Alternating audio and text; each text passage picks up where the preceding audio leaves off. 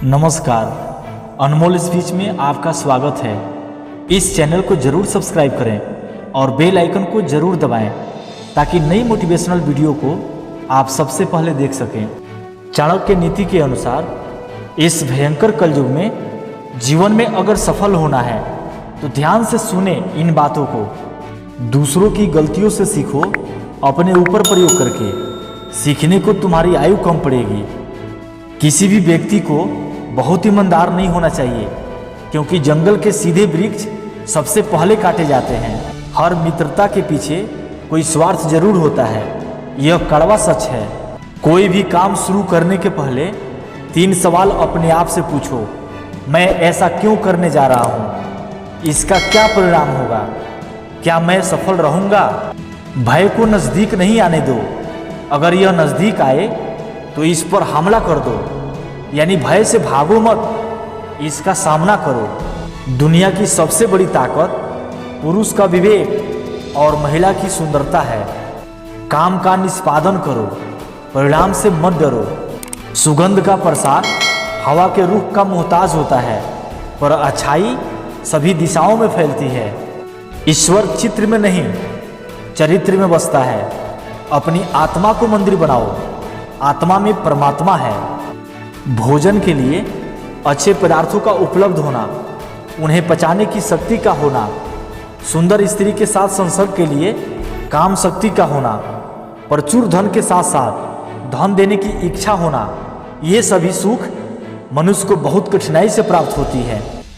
जिस व्यक्ति का पुत्र उसके नियंत्रण में रहता है, जिसकी पत्नी आज्ञा के अनुसार आचरण करती है, और जो व्यक्ति अपना कमाए धन से पूरी तरह संतुष्ट रहता है, ऐसे मनुष्य के लिए यह संसार ही स्वर्ग के समान है। जो मित्र आपके सामने चिकनी चुपड़ी बातें करता हो और पीठ पीछे आपके कार्य को बिगाड़ देता हो, उसे त्याग देने में ही भलाई है। चाणक्य कहते हैं कि वह उस बर्तन के समान है जिसके ऊपर के हिस्से में तो दूध लगा है, परंतु अंदर विष भरा होता है।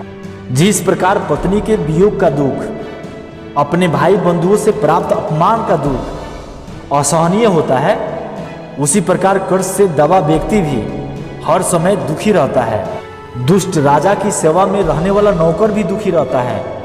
निर्धनता का अभिशाप भी मनुष्य कभी नहीं भुला पाता। इनसे व्यक्ति की आत्मा अंदर ही अंदर जलती रहती है।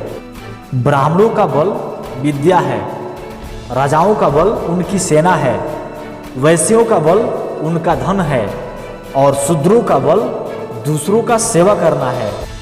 ब्राह्मणों का कर्तव्य है कि वे विद्या ग्रहण करें। राजा का कर्तव्य है कि वे सैनिकों द्वारा अपने बल को बढ़ाएं। वैश्यों का कर्तव्य है कि वे व्यापार द्वारा धन बढ़ाएं। शूद्रों का कर्तव्य श्रेष्ठ लोगों का सेवा करना है। यह वर्ण संगत है।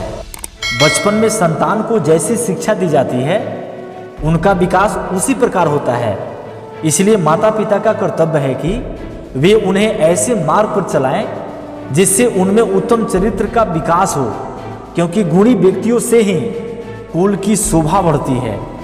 वे माता पिता अपने बच्चों के लिए शत्रु के समान हैं, जिन्होंने बच्चों को अच्छी शिक्षा नहीं दी, क्योंकि अनपढ़ बालक का विद्वानों के समूह में उसी प्रकार अपमान होता है जैसे हंसों के झुंड में बगुले की स्थिति होती है।